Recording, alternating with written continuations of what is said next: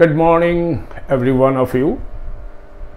I welcome all of you to my platform, Excellence, Your Destination. A platform meant for learning better English in a simple but comprehensive manner.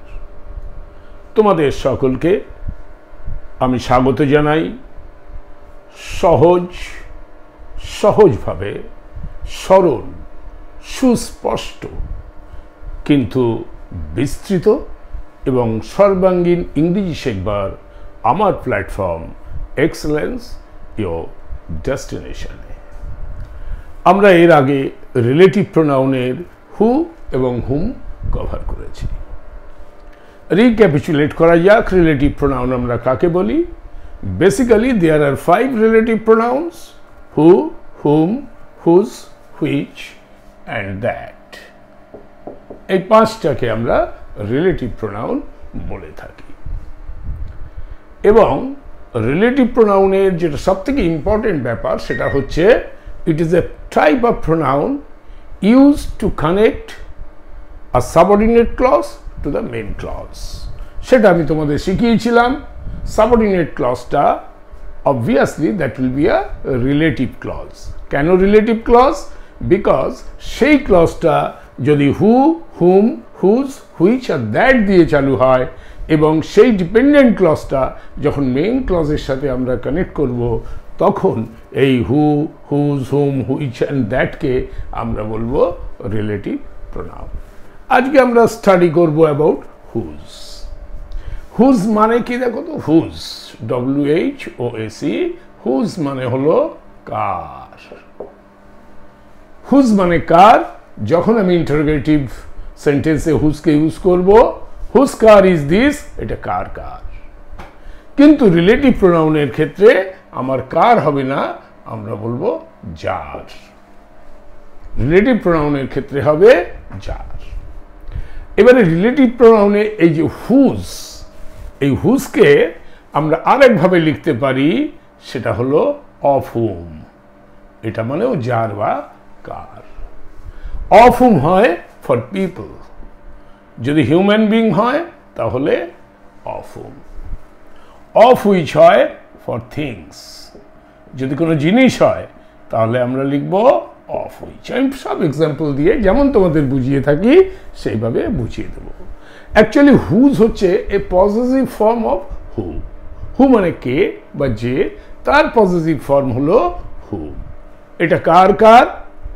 যখন তুমি question করো তখন সেই কার বা হুজটা interrogative pronoun হয়। কিন্তু যখন আমি বলি this is the man whose money was lost in the bus, এই সেই মানুষ যার টাকা রাস্তায় বাসের মধ্যে হারিয়ে গিয়েছিল। Whose money was lost. এখানে ইন্টারোগেশন নেই, আমি জাস্ট পরিচয় দিচ্ছি এই সেই লোক যার টাকা হারিয়ে গিয়েছিল। যে হুজ দিয়ে পরের ক্লজটাকে জোড়া হয়েছে, সেই ক্ষেত্রে এই হুজটা হলো রিলেটিভ প্রোনাউন। আমি এই এক্সাম্পলটা দিয়েই তোমাদের শুরু করি। দিস ইজ দ্য ম্যান, এটা হচ্ছে সেই মানুষ হুজ মানি ওয়াজ লস্ট, যার টাকা হারিয়ে গিয়েছিল ইন দ্য বাস, বাসের মধ্যে। তো আমি এইভাবে লিখছি, this is the man whose money was lost in the bus. This is the man, এই হলো সেই লোকটি, whose money, যার, দেখো আমি এখানে যার বললাম, কার বললাম না, যার টাকা was lost, হারিয়ে গিয়েছিল ইন দি বাস, বাসের মধ্যে। তো এখানে দেখো আমি তোমাদের যখন রিলেটিভ ক্লজ শিখিয়েছিলাম, 3টে ফর্মুলা আমি শিখিয়েছিলাম। প্রথমে আইডেন্টিফাই দ্য ক্লজ, ক্লজকে প্রথম আইডেন্টিফাই করো যে কোনটা মেইন ক্লজ আর কোনটা subordinate clause. This is the man, এই পর্যন্ত এ হয়ে গেল মেইন ক্লজ। কারণ this is the man, it is a complete, it carries a complete sense. এই ক্লজ থেকে তুমি পুরো সেন্স পেয়ে যাচ্ছ, এই সেই মানুষ, কমপ্লিট হয়ে গেল। শুধু যদি আমি বলতাম whose money was lost in the bus, তাহলে সেন্টেন্সের মিনিং ক্লিয়ার হতো না। যখন এই হুজ দিয়ে আমি দিস ইজ দ্য ম্যানের সাথে কানেক্ট করেছি এই ক্লজটা, যে ক্লজটাকে আমরা বলি রিলেটিভ ক্লজ, কারণ হুজ দিয়ে চালু হয়েছে বলে একে বলে রিলেটিভ ক্লজ। এবারে রিলেটিভ ক্লজ কেন হয়েছে না, হুজ এটা হচ্ছে একটি রিলেটিভ প্রোনাউন। তোমরা এতক্ষণ তো জেনেই গেছো এগুলো। ওকে, এই রিলেটিভ প্রোনাউন দিয়ে এই রিলেটিভ ক্লজকে আমরা মেইন ক্লজের সাথে কানেক্ট করেছি। তাহলে তিনটে ফর্মুলা, আইডেন্টিফাই দ্য ক্লজ, আমরা আইডেন্টিফাই করলাম main clause and subordinate clause বা relative clause. Identify the antecedent. হুজের অ্যান্টিসিডেন্ট কি? যার। কার কথা বলা হচ্ছে না, এই সেই মানুষ যার, অর্থাৎ এই ম্যানের কথা বলা হচ্ছে। এই ম্যানটাকে আমি আগেই শিখিয়েছিলাম তোমাদের, একে বলে অ্যান্টিসিডেন্ট, মানে পূর্ববর্তী যে নাউনটা হয়, এটা তো noun, man is a noun, it is a common noun. এই ম্যান ইজ দ্য অ্যান্টিসিডেন্ট। তো আমি বলেছিলাম আইডেন্টিফাই দি অ্যান্টিসিডেন্ট, সেটা অবশ্যই নাউন হতে হবে। সেই নাউন সম্বন্ধেই কিন্তু এই প্রোনাউনটা কথা বলছে, অর্থাৎ whose, relative pronoun. Justify the relative pronoun, যে এখানে হুজ হবে না হু হবে না হুম হবে। দিস ইজ দ্য ম্যান, হু মানি এটা তো হতে পারে না, হু মানে তো যে বা কে, যে টাকা সেরকম তো নয়, যার টাকা। হুম মানে কি? আমি শিখিয়েছিলাম তোমাদের হু, হুম, আজ শেখাচ্ছি whose. Okay, whom did you give, কাকে দিয়েছিলে, কাকে বা যাকে। হুমটা হলো কাকে বা আমরা যাকে। কাকে হলো ইন্টারোগেটিভ সেন্টেন্সের ক্ষেত্রে আমরা ইউজ করছি না এখন, যাকে হচ্ছে রিলেটিভ প্রোনাউনের ক্ষেত্রে। তো আমি যদি বলি দিস ইজ দ্য ম্যান, যাকে টাকা হারিয়েছিল, মানে হয় না, যার জন্য হুমও হতে পারে না এখানে। হুজ, যার টাকা হারিয়েছিল। তো সেই জন্য বলছে তিনটে সূত্র আমি তোমাদের শিখিয়েছিলাম। Number 1, identify the clause, main clause and subordinate clause. See that if the subordinate clause starts with a relative pronoun, then that will be known as a relative clause. যদি রিলেটিভ প্রোনাউন দিয়ে শুরু হয় subordinate ক্লজটা, তাহলে তাকে আমরা বলবো relative clause. Clause identify হয়ে গেল, মেন ক্লজ, রিলেটিভ ক্লজ। এবার রিলেটিভ ক্লজ তুমি বলেছো, আমি এই জন্য রিলেটিভ ক্লজ বলছি because that subordinate clause started বা শুরু হয়েছিল উইথ আ রিলেটিভ প্রোনাউন, যেটা হু, হুম, হুজ, হুইচ এবং দ্যাট। তো আমাদের এখানে দেখা যাচ্ছে হুজ দিয়ে শুরু হয়েছে, তার মানে এটা হচ্ছে একটি রিলেটিভ প্রোনাউন। তখন আমরা ফাইন্ড করব হোয়াট ইজ দ্য অ্যান্টিসিডেন্ট, এর অ্যান্টিসিডেন্ট কি। তখন আমরা দেখলাম পূর্ববর্তী নাউন হচ্ছে ম্যান, যার সম্বন্ধে কথাটা বলা হচ্ছে, তাহলে man is the antecedent and that should be a noun. তারপরে আমরা বলবো জাস্টিফাই দ্য রিলেটিভ প্রোনাউন। এই রিলেটিভ প্রোনাউন হু হবে না, হুম হবে না, হুজ হবে। তো আমরা এতক্ষণে বুঝলাম যে এটা হুজ হবে। This is the way you should solve the problem. এবারে দেখো, তোমরা কিন্তু স্ক্রিনশট নিয়ে যাবে। Always I give you space for taking screenshot. যখনই তোমরা স্ক্রিনশট নেবে এবং পরবর্তীকালে আমার এই লেকচারের সাথে এগুলো পড়বে, ভিডিও লেকচারের সাথে, then you will understand the complete thing. ঠিক আছে, আমি এটাকে রাফ করছি এই উপরের অংশটাকে। হ্যাঁ, নাও এবারে দেখো, আমি এটা মুছে ফেললাম। আমি তোমাদের আমি এটা রাফ করছি, টোটালটাই রাফ করছি, করে আরেকবার বোঝাচ্ছি। ওকে, নাও ইউ সি, আমি তোমাদের কি বলেছিলাম, হুজকে দুভাবে আমরা লিখতে পারি। হুজ মানে যার, in the relative pronoun whose মানে হলো যার। এই হুজকে আমরা দুটো ভাবে আমরা লিখতে পারবো। একটা হচ্ছে অফ হুম। এবার অফ হুম হবে যখন আমরা পিপল সম্বন্ধে বলবো। This is very important. দেখো, এর উপরে কম্পিটিটিভ পরীক্ষায় এবং স্কুলের পরীক্ষাতেও যথেষ্ট কোশ্চেন্স থাকে, সেই জন্য this concept has to be made very very clear. এটা পরিষ্কার করে নিতে হবে। অফ হুম হচ্ছে for people and of which হলো ফর থিংস। এটা হুজকে আমরা অফ হুম আর অফ হুইচ করে লিখতে পারি। আমি এক্সাম্পল দিয়ে বুঝিয়ে দিচ্ছি। আমাদের যে প্রথম এক্সাম্পলটা ছিল, আমি কি বলেছিলাম, this is the man whose money was lost in the bus. আমি ওটাকে আবার লিখে নিচ্ছি, this is the man whose money was lost in the bus. বাসে টাকা হারিয়ে গেছিল। এবারে this is the man. ম্যানটা কি হচ্ছে? পিপল হয়ে যাচ্ছে। It's not a thing. এবারে এখানে আমি তাহলে অফ হুম ইউজ করতে পারবো। কিভাবে অফ হুম ইউজ করব? This is the man. এবারে আমাকে অফ হুম, তাহলে আমাকে এই মানিটা আগে নিয়ে আসতে হবে এবং তার আগে একটা দি বসাতে হবে। দেখো শেখাচ্ছি। The money of whom. Man আছে, the man money of whom. Money, the money of whom. এটার বদলে আমি লিখলাম এইটুকুর বদলে ম্যান হুজ মানি, এটার বদলে the money of whom was lost in the bus. আরেকবার বুঝিয়ে দিচ্ছি, no clumsiness. This is the man whose money was lost in the bus. তোমাদের হয়তো এরকম একটা কোশ্চেন দিল, দিয়ে ব্র্যাকেটে লিখলো use of whom slash of which. এবারে কি করে এই সেন্টেন্সটাকে অফ হুম বা অফ হুইচ দিয়ে তোমরা ইউজ করবে, 1 মার্ক কোশ্চেন। তখন তোমরা কি করবে? This is the man, man থেকে তুমি বুঝে গেছো এটা পিপল হবে, তো of whom oblique of which দিয়েছে, তুমি বুঝলে অফ হুইচটা হবে না, অফ হুম দিয়েই করতে হবে। এবারে অফ হুম কি হয়েছিল? This is the man whose money, the money of whom, the money of whom. Whose মানিকে আমরা কনভার্ট করব দি মানি অফ হুম। এই যে দি মানি অফ হুম, বাকি সব সেম থাকবে। আরেকটা এক্সাম্পল দিলে পরিষ্কার হয়ে যাবে।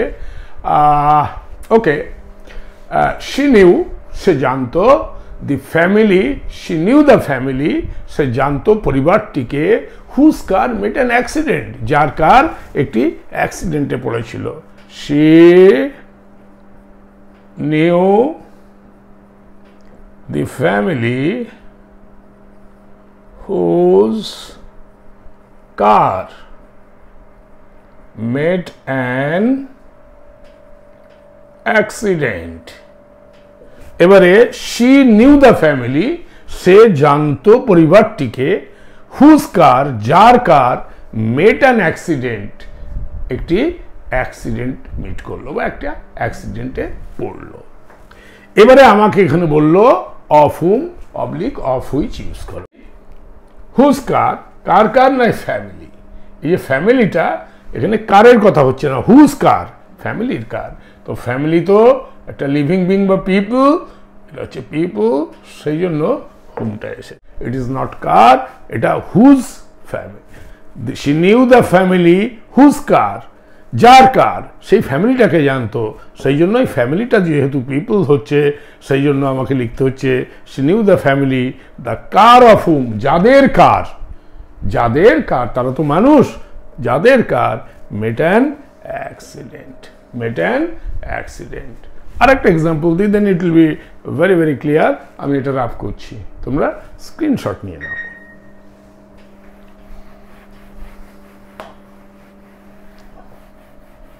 I will make the concept very very clear. একটু পরেই তোমরা বুঝে যাবে। হ্যাঁ, তোমরা বুঝতে পেরেছো। ওকে, দি কার, হ্যাঁ আমি কার দিয়ে আবার বলি, the car whose brakes were defective, car যার ব্রেকস ডিফেক্টিভ ছিল, was sent for repair. The car, গাড়িটি যার, whose brakes were defective, were defective, যার ব্রেকস ডিফেক্টিভ ছিল, were sent for repair. Now the car whose brakes were defective, car যার ব্রেকসটা defective ছিল বা খারাপ হয়ে গেছিল, were sent, কারটাকে পাঠানো হলো ফর রিপেয়ার বা সারানোর জন্য। এবার দ্য কার হুজ ব্রেকস, এই যে হুজটা এসছে কার না কারের, তার মানে কারটা কি হচ্ছে, এটা থিং হয়ে যাচ্ছে, যার জন্য হুজ ব্রেকস, এই কথাটা আমরা কনভার্ট করব, এটাকে আমরা লিখব দ্য ব্রেকস অফ হুম না লিখে এখানে অফ হুইচ হয়ে যাবে। মানুষ হলে তখন আমরা অফ হুম লিখতাম। তাহলে কি হলো? দি কার the brakes of which were defective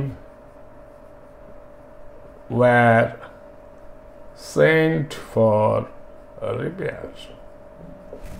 The car, the brakes of which were defective were sent for repair. এইভাবে অফ হুম বা অফ হুইচকে আমরা ইউজ করতে পারবো। আরেকটা এক্সাম্পল আমি দিলে তোমাদের আরো পরিষ্কার হয়ে যাবে। I rub it of.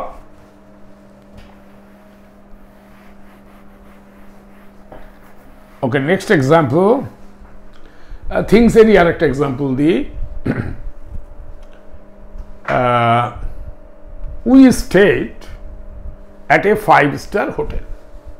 আমরা একটা 5-তারা হোটেলে ছিলাম, whose facilities were outstanding. We stayed at a 5-star hotel.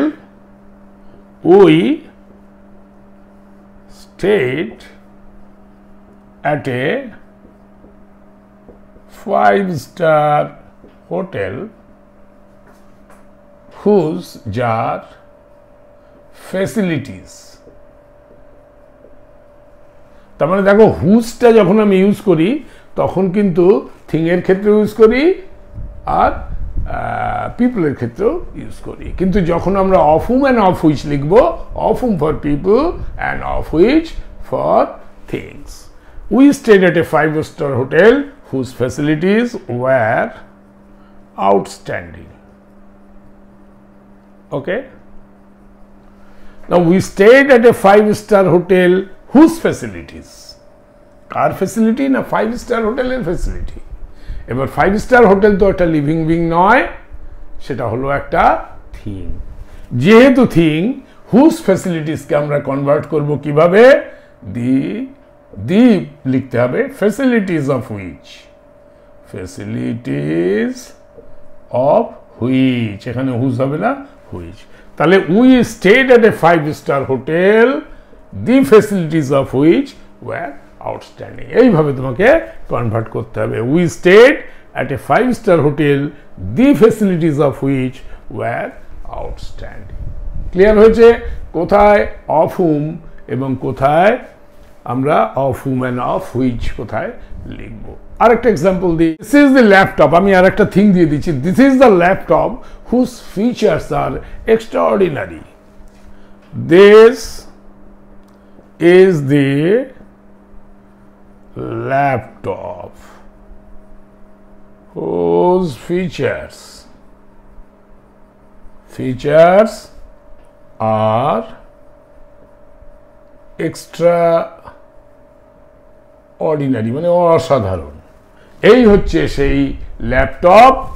Features মানে বৈশিষ্ট্য। এক একটা ল্যাপটপের বৈশিষ্ট্য কেমন থাকে, কার মেমোরি ক্যাপাসিটি খুব বেশি থাকে, কার এমন প্রসেসর ইউজ করেছে, laptop is very fast, you search anything ট্যাক করে এসে গেল।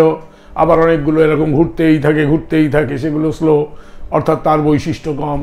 তো আমি এমন একটা ল্যাপটপ পেয়েছি, this is the laptop whose features, যার বৈশিষ্ট্য are extraordinary, features are extraordinary. এইবারে আমার এখানে বলছে অফ হুম বা অফ হুইচ ইউজ করো। এবার দেখো ল্যাপটপে দিস ইজ দ্য ল্যাপটপ, কার কথা বলা হচ্ছে? ল্যাপটপের কথা। হুজ ফিচার্স, এই হুজ ফিচার্সটাকে আমরা কিভাবে কনভার্ট করব? দি প্রথমেই হবে, তারপরে features, FEATURE features of which. এখানে অফ হুম হলো না, কারণ এটা একটা ল্যাপটপের কথা বলা হচ্ছে। This is the laptop, the features of which are extraordinary. কনভার্সনটা এইভাবে তোমাদের করতে হবে। This is the laptop whose features are extraordinary.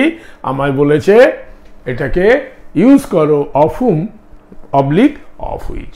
অর্থাৎ এক্সামিনার দেখতে চাইছে যে তুমি কোথায় অফ হুম হবে আর কোথায় অফ হুইচ হবে সেটা জানো কিনা, আর করবার সময় আগে একটা দি বসিয়ে যে করতে হবে এই ব্যাপারগুলো তোমরা জানো কিনা।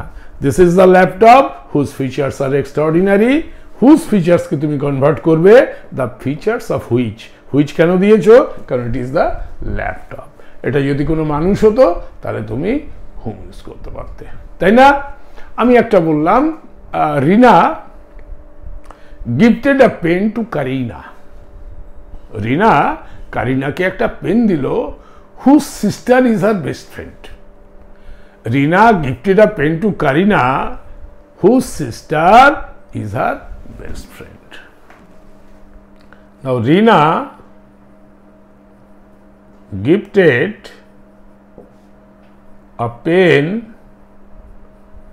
to Karina, whose sister is her best friend. রিনা উপহার দিল একটি পেন কারিনাকে। রিনা উপহার দিল একটি পেন কারিনাকে, হুজ সিস্টার যার বোন ইজ হার বেস্ট ফ্রেন্ড। কার না? রিনার বেস্ট ফ্রেন্ড হচ্ছে কারিনার সিস্টার। এবারে এখানে বলেছে আমাকে হুজকে রিপ্লেস করে অফ হুম বা অফ হুইচ। এবারে Rina gifted a pen to Kareena, whose sister. এবার কার সিস্টার? না কারিনার সিস্টার। তাহলে কারিনার সিস্টার যদি হয়, কারিনা তো তাহলে পিপল, তাহলে হুজ সিস্টার এটাকে দিয়ে দ্য সিস্টার অফ, হুইচ তো হবে না কারণ ম্যান সম্বন্ধে বলা হচ্ছে, পিপল সম্বন্ধে বলা হচ্ছে, the sister of whom, WHOM। তাহলে সেন্টেন্সটা কনভার্ট করলে এরকম হবে, Rina gifted a pen to Karina, the sister of whom is her best friend. বোঝাতে পারলাম যে কিভাবে অফ হুম এবং অফ হুইচ ব্যবহার করা হয়। The teacher conducted extra class for Ram. আমি এটা রাব আপ করে ওটা লিখছি। হ্যাঁ, ঠিক আছে, এটা অনেকটা জায়গা নিয়ে নিচ্ছে, এই জন্য অসুবিধা হচ্ছে। আমি এই জায়গাটাকে লিখছি কাকে, আর এখানে লিখছি যাকে। যাকেটাই আমাদের চলছে। এবারে হুজ যেটা আছে, এই হুজকে আমরা দুভাবে কনভার্ট করতে পারবো, অফ হুম যেটা হবে ফর পিপল, আর একটা হবে of which for things, right? এবারে আমি একটা নেক্সট এক্সাম্পল দিচ্ছি। The teacher conducted extra class. Teacher extra class conduct করলো for Ram. The teacher conducted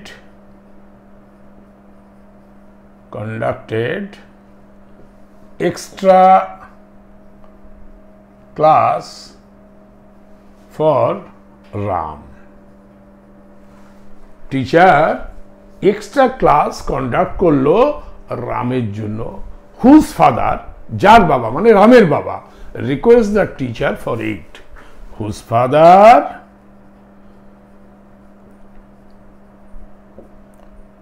requested the teacher for it. দেখো কোশ্চেনগুলো কেমন থাকে জানো? কোশ্চেনে লাগবে ডু অ্যাজ ডিরেক্টেড, যেমন বলা হয়েছে তেমনি করো, এরকম দিয়ে ব্র্যাকেটে লিখে দেবে use of home slash of which.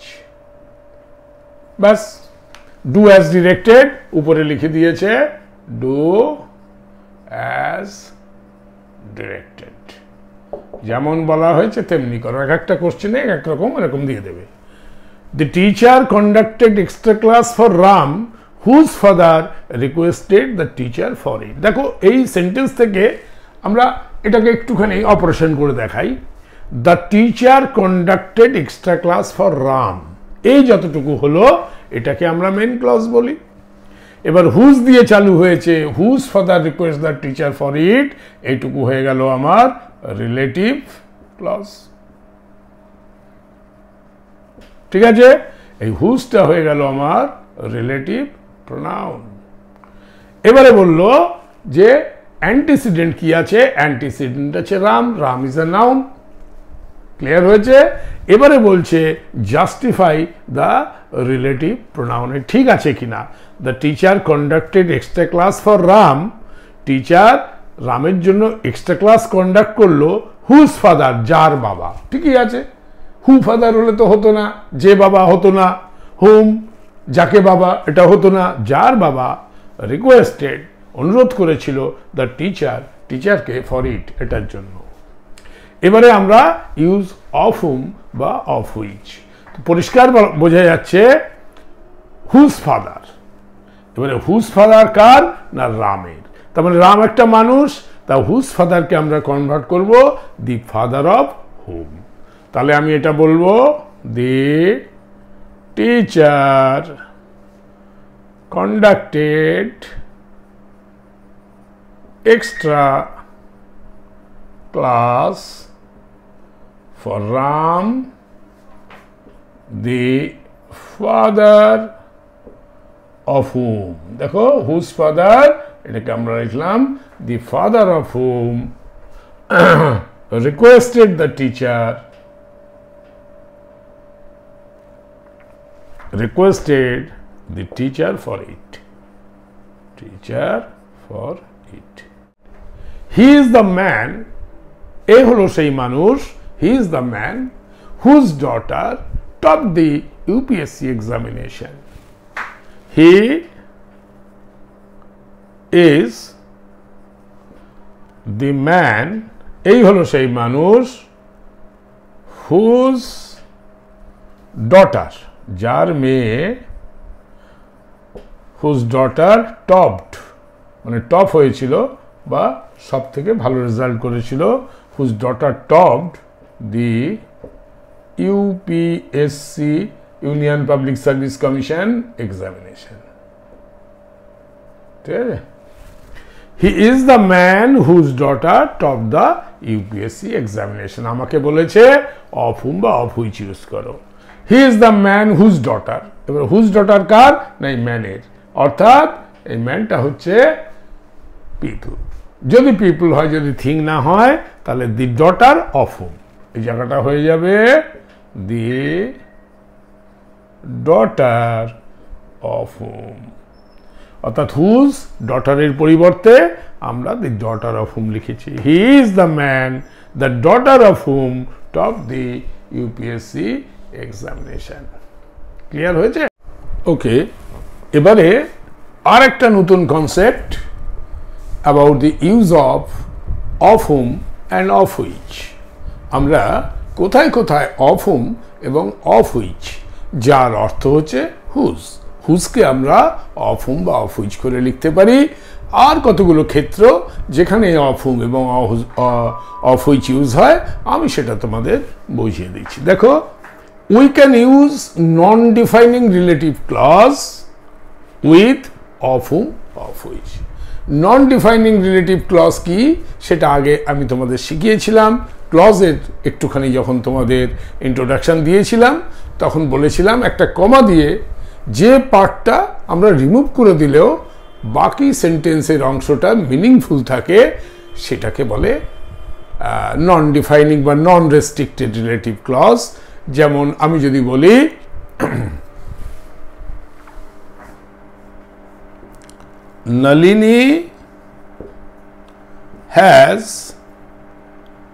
Nalini has two sisters.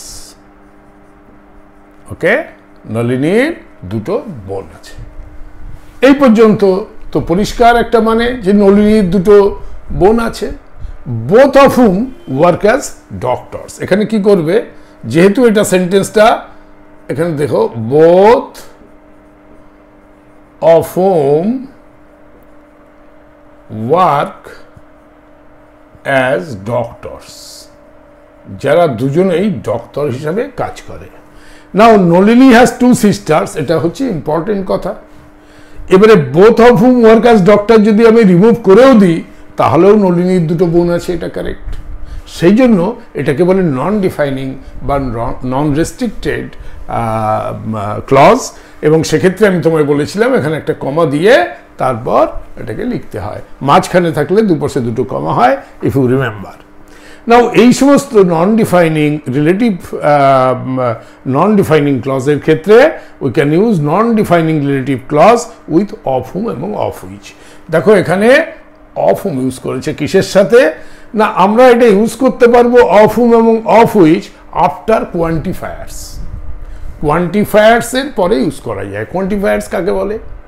যেগুলো দিয়ে কোয়ান্টিটি বোঝা যায়, যেমন অল, মেনি মানে অনেক, ইচ মানে প্রত্যেকটা, এরকম যেখানে কোয়ান্টিটি বোঝানো যায়। অল, বোথ মানে দুটোই, ইচ, মেনি, মোস্ট, নাইদার নান একটাও নয়, সাম কিছু, এই ধরনের যে কোয়ান্টিফায়ার্স থাকে, এই কোয়ান্টিফায়ার্সগুলোর পরে আমরা অফ হুম বা অফ হুইচ ইউজ করতে পারি।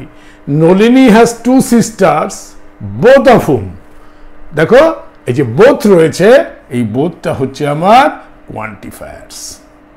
QUANTIFIERS। তার মানে এখানে কিন্তু দুটো ব্যাপার। নাম্বার ওয়ান, সেন্টেন্সটা নন ডিফাইনিং রিলেটিভ ক্লজ। ক্লজটা হলো নন ডিফাইনিং রিলেটিভ ক্লজ। এটা নন ডিফাইনিং রিলেটিভ ক্লজ, আগে তোমাদের এই ক্লজ শিখিয়েছিলাম। এবারে আর একটা হচ্ছে পয়েন্ট, সেটা হচ্ছে আফটার কোয়ান্টিফায়ার্স, মানে কোয়ান্টিফায়ার্স এর পরে। এবার কোয়ান্টিফায়ার্স কোনগুলো আমি এখানে লিখে দিয়েছি তোমাদের, all, both, each, many, most, neither, none, some, এগুলোকে আমরা কোয়ান্টিফায়ার বলি। তারপরে যখন হবে তখন আমরা অফ হুম বা অফ হুইচ ইউজ করতে পারবো। এবারে আমি তোমাদের দেখাচ্ছি, আমি একটু রাফ করছি নিজে, এইটুকু, এটা কোয়ান্টিফায়ার্স তোমরা বুঝেছো।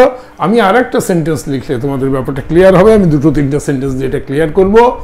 Amal has very nice classmates. অমলের খুব ভালো ক্লাসমেটরা রয়েছে।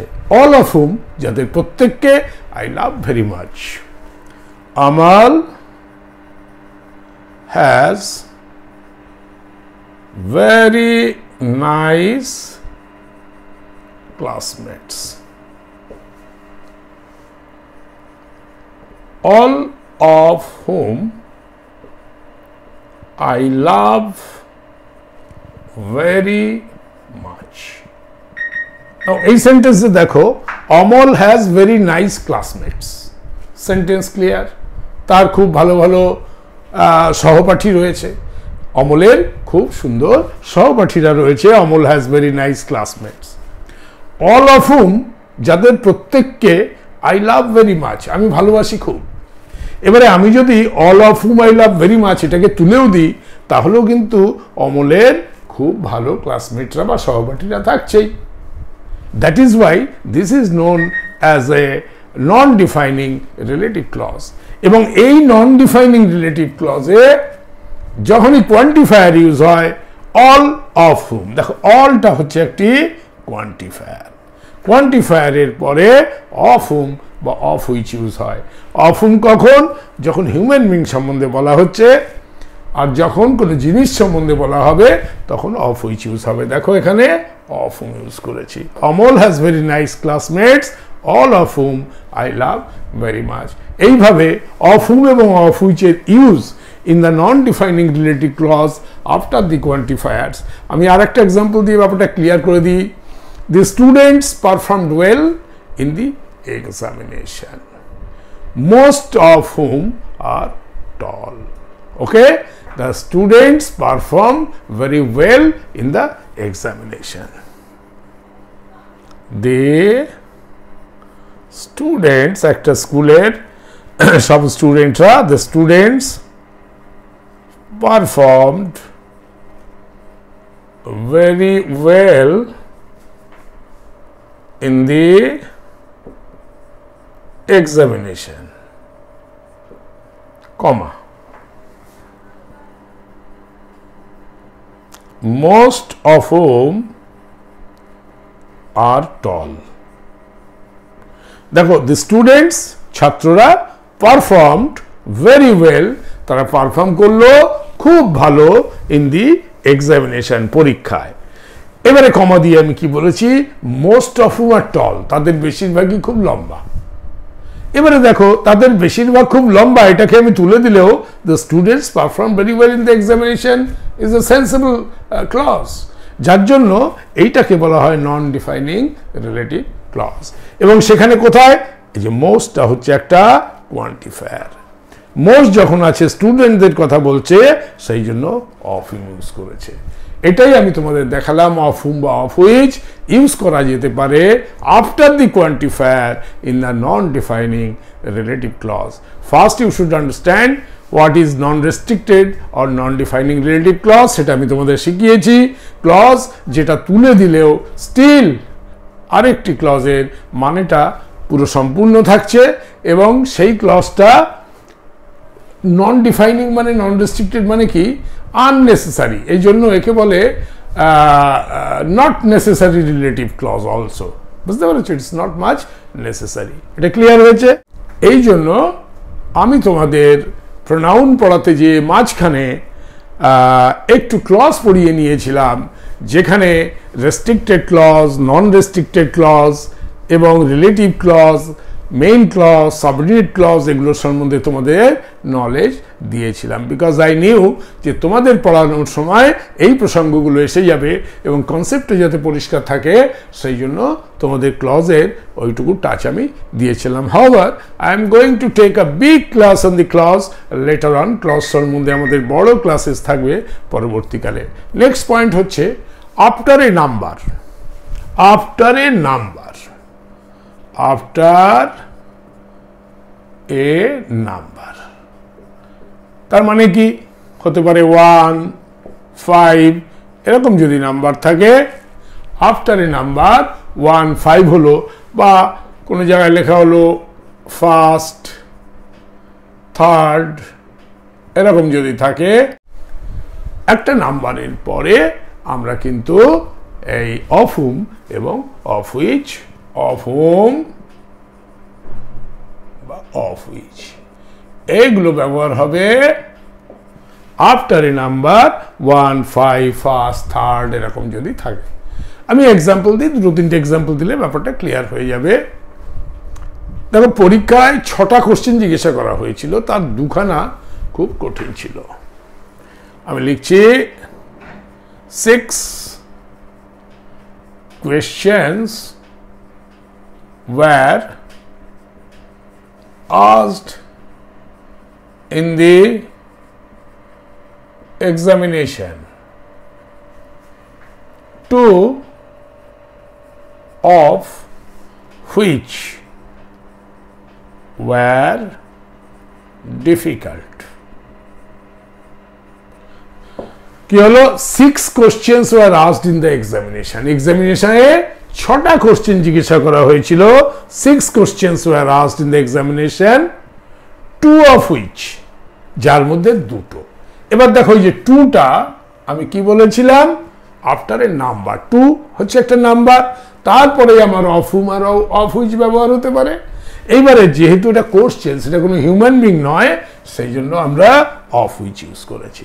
6 questions were asked in the examinations, পরীক্ষায় 6টা কোশ্চেন জিজ্ঞাসা করা হয়েছিল, 2 of which, যার মধ্যে 2টো were difficult, কঠিন ছিল। ক্লিয়ার হয়েছে কিভাবে আমরা অফ হুইচ বা অফ হুম ইউজ করব আফটার এ নাম্বার। আরেকটা দিয়ে বলি, 30 students appeared for the board examination. 30 জন বাচ্চা বোর্ড এক্সামিনেশনে অ্যাপিয়ার করেছিল। হাফ অফ হুম, অর্ধেকটা তাদের, half of whom scored more than 99%। সে আমি বলছি 30 students appeared for the board examination. Board এক্সামিনেশনে 12 এর পরীক্ষা, এক্সামিনেশন কমা দিয়ে। দেখো, এরপরে কিন্তু প্রত্যেকবারই এটা কমা হচ্ছে, কারণ এটা নন ডিফাইনিং ক্লজ হচ্ছে। ওকে, 30 students appeared for the board examination, half of whom scored more than 99%. Okay, 30 students appear for the board examinations, half of whom scored more than 99%. মানে 30টা বাচ্চা, 30 স্টুডেন্টস, 30টা ছাত্র অ্যাপিয়ার করেছিল ফর দি বোর্ড এক্সামিনেশনে, half of whom, অর্ধেক তাদের মধ্যে score মোর than 99%, তাদের মধ্যে অর্ধেক স্টুডেন্ট 99%-এর বেশি পেয়েছিল। এবারে দেখো এই যে হাফ রয়েছে, আমি যেমন বলেছি তোমাদের, যদি নাম্বার হয় 1 2 ফার্স্ট থার্ড, হাফ, হ্যাঁ, হাফ 1/3 এরকম যদি হয়, ঠিক আছে, তাহলে হাফ অফ হুম, স্টুডেন্টের কথা বলা হচ্ছে, যার জন্য আমরা অফ হুম ইউজ করেছি, স্কোর মোর দেন 99%। আর একটা এক্সাম্পল দিই, there are many books in our library, there are many books in our school library, two of whom, যার মধ্যে দুটোর প্রতি I am quite interested in, আমি খুব ইন্টারেস্টেড, অর্থাৎ আমার খুব ভালো লাগে। তো আমি কি বললাম? আমি বললাম there are many books in our school library, there are, সেটা থাকেই সব স্কুলেই, many books in our school library,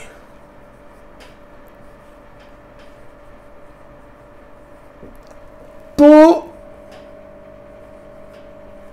of which I am quite মানে খুব interested in।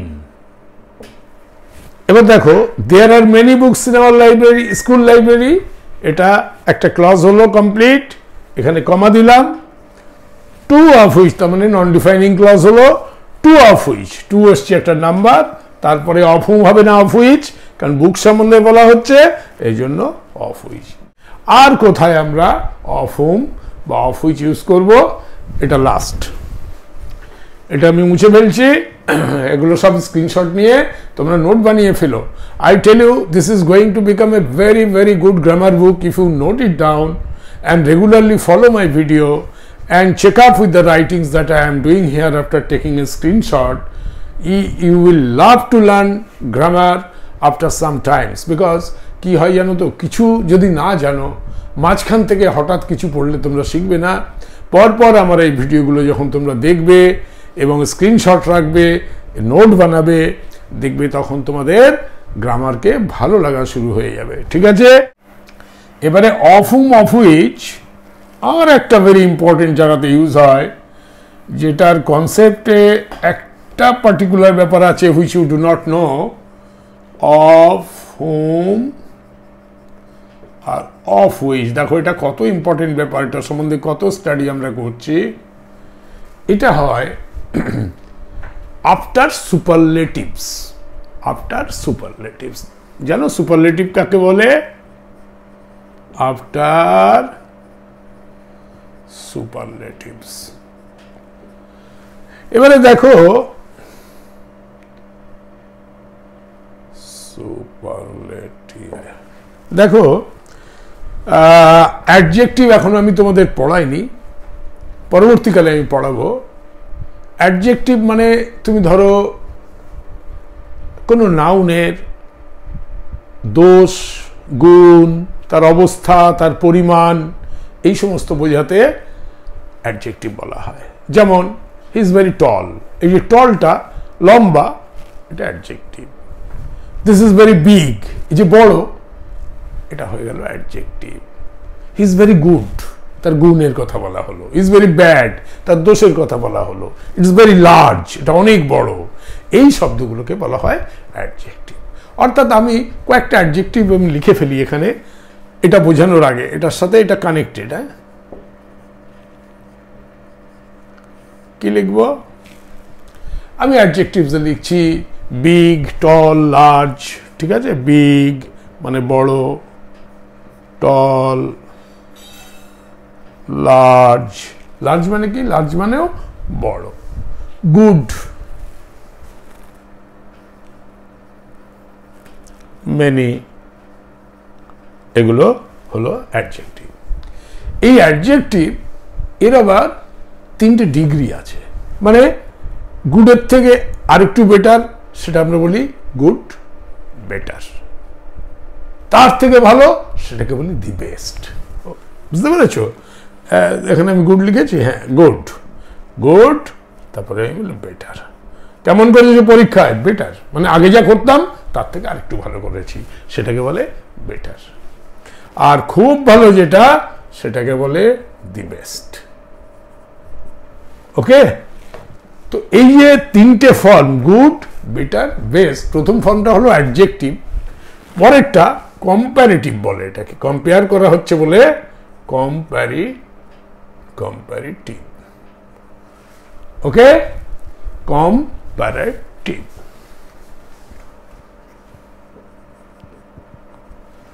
আর এই লাস্টের যে ফর্মটা, এটাকে বলে সুপারলেটিভ। এই 3টে ফর্ম হয় অ্যাডজেক্টিভের। কি কি? একটা হলো অ্যাডজেক্টিভ, তারপরে আমরা বলতে পারি comparative, then the next is superlative. তো বিগ যেমন আছে, এবারে বিগের পরের অবস্থাটা হলো বিগার, মানে আরেকটু বড়। বিগ, বিগার, আর সব থেকে বড় যেটা, সেটাকে আমি বলি দি বিগেস্ট। টল, আরেকটু লম্বা যে, তাকে বলা হয় টলার, আর সব থেকে লম্বা যে, সে হলো the tallest. Large, larger, the largest.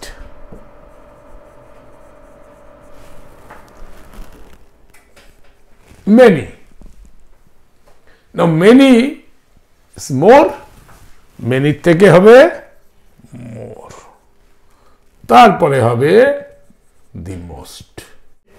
now adjectives, এগুলো হলো অ্যাডজেক্টিভ, এটা হলো কম্পারেটিভ, আর এইগুলো হলো সুপারলেটিভ। এই সুপারলেটিভ যে শব্দগুলো আসবে, তারপরে আমরা অফ হুম বা অফ হুইচ ব্যবহার করতে পারবো। আমি দুটো এক্সাম্পল দিয়ে আজকের ক্লাস শেষ করব। জাস্ট তোমাদের একটা টাচ দিলাম। অ্যাডজেক্টিভের এই 3টে ফর্ম হয়, একটা অ্যাডজেক্টিভ, একটা কম্পারেটিভ, একটা সুপারলেটিভ। আমি কি বললাম? যদি সুপারলেটিভ একটি শব্দ থাকে, তারপরে আমরা অফ হুম বা অফ হুইচ ব্যবহার করতে পারি। এক্সাম্পল দিচ্ছি, আমি এগুলোকে রাফ করি, এই পর্যন্ত রাফ করে দিচ্ছি, খালি সুপারলেটিভটাকে আমি রাখছি। দেখো, এক্সাম্পল দিলেই পরিষ্কার হয়ে যাবে ব্যাপারটা।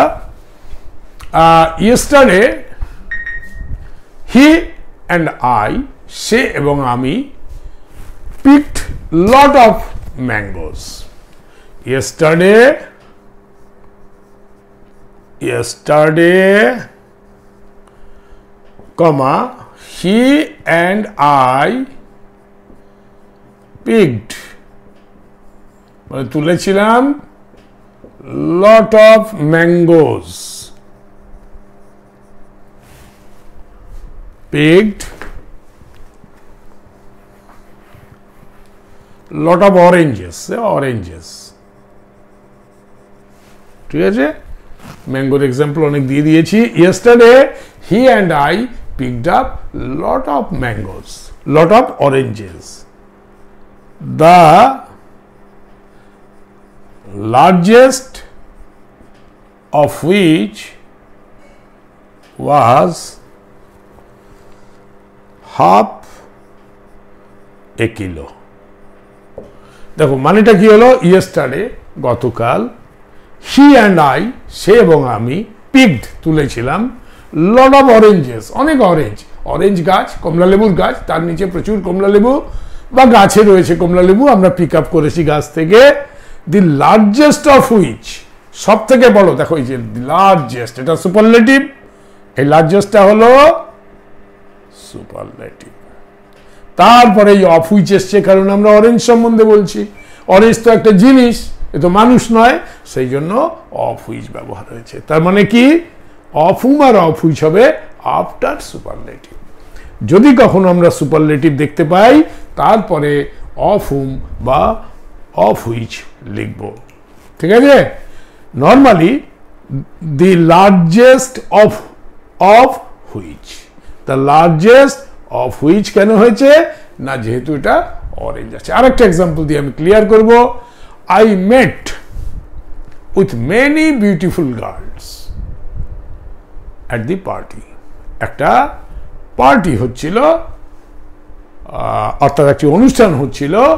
I met with many beautiful girls last night, গতকাল, last evening, I met with many beautiful girls at a party last evening, the most beautiful of whom was Gita, সব থেকে সুন্দর ছিল গীতাকে দেখতে। I met with many beautiful girls at a party last evening, comma, the most beautiful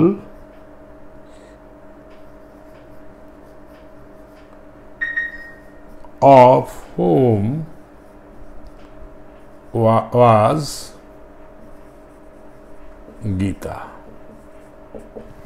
দেখো, I met, আমি দেখা করেছিলাম, with many beautiful girls, অনেক সুন্দর সুন্দর মেয়েদের সাথে, at a party, একটি অনুষ্ঠানে, last evening, গতকাল সন্ধ্যায়, the most beautiful of whom, তাদের মধ্যে সব থেকে সুন্দর, was গীতা, গীতাকে দেখতে সব থেকে সুন্দর ছিল।